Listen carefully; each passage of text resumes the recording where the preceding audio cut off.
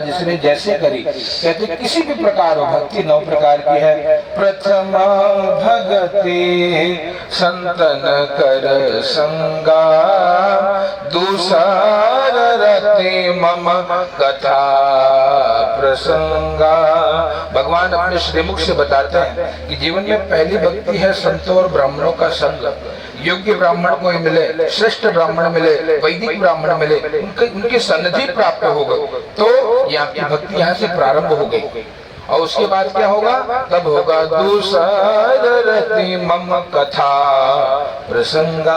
भगवान की कथा प्रसंग में फिर रति होने लग जाती है।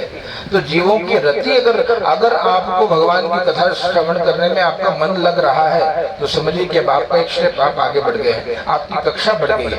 आप पहले से दूसरी कक्षा में प्रवेश करें। और अंतिम कक्षा क्या है?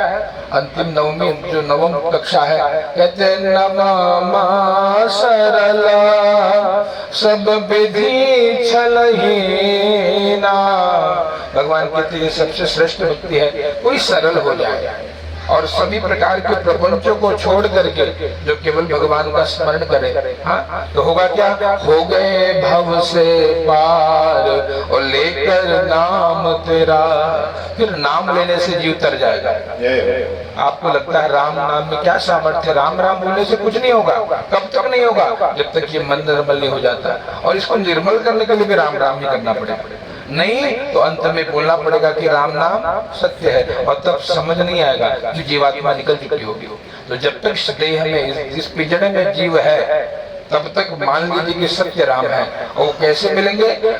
बाबा बताते हैं निर्मल मन जन सो मोहि पावा।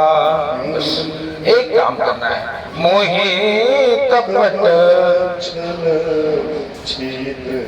भगवान को छल प्रपंच प्रिय नहीं है, उसी प्रकार संतों को छल प्रिय नहीं है, उस प्रकार ब्राह्मणों को भी छल प्रपंच प्रिय नहीं है। निष्काम भाव से बोल दो महाराज जी दक्षिणा नहीं है तो भी पूजा हो जाएगी। वो ये कह दे कि महाराज जी दक्षिणा नहीं है, ये मूल शांति होगी क्या? हो जाएगी भैया, हम कर लेंगे, आप इसकी चिंता न करें। है तो बिल्कुल दीजिए, क्यों साथ में इतने ब्राह्मणों का घर परिवार चलता है। और ये भी बहुत बड़ी आप भगवत कृपा है। ब्राह्मणों को वृत्ति देना इस जगत का सबसे महान पुण्य है।